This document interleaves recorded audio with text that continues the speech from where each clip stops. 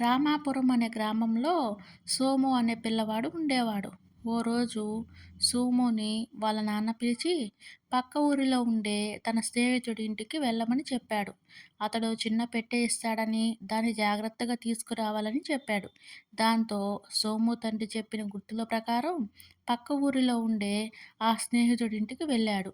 ఆయన కొన్ని వస్తువులున్న పెట్టెను సోము చేతికి ఇస్తూ, దారిలో దొంగలు ఉంటారు, ఇంటికి జాగ్రత్తగా తీసుకువెళ్ళు అని చెప్పాడు. ఇంటికి వచ్చే క్రమంలో సోముకి తన వెనకాల ఎవరో వస్తున్నట్లు అడుగుల చప్పుడు వినిపించింది. ఎవరో దొంగ తనని వెంబడిస్తున్నాడని తెలుసుకున్నాడు.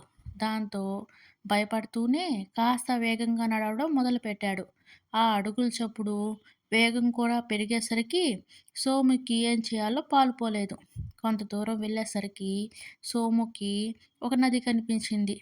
దాన్ని చూడగానే అతడికో ఆలోచన వచ్చింది. వెంటనే నదికి కాస్త పక్కగా ఉన్న పొదల్లోకి తన దగ్గరున్న పెట్టెను విసిరేసి నది ఒడ్డున నిలబడి, "నా పెట్టె నీళ్ళలో పడిపోయింది" అంటూ గట్టిగా ఏడవడం మొదలుపెట్టాడు. సోము వెనకాలే వస్తున్న దొంగ ఎలాగైనా ఆ పెట్టెను తీసుకోవాలన్న ఉద్దేశంతో తాను తీసిస్తానంటూ నదిలోకి దూకి వెతకడం ప్రారంభించాడు. అదే అదును అనుకున్న సోము పొదల్లోకి విసిరిన పెట్టెను తీసుకుని గబగబా అక్కడి నుండి వెళ్ళిపోయాడు. మీకు ఈ స్టోరీ కానీ నచ్చితే ప్లీజ్ లైక్ చేయండి, షేర్ చేయండి, సబ్స్క్రైబ్ చేసుకొని సపోర్ట్ చేయండి. Thank you.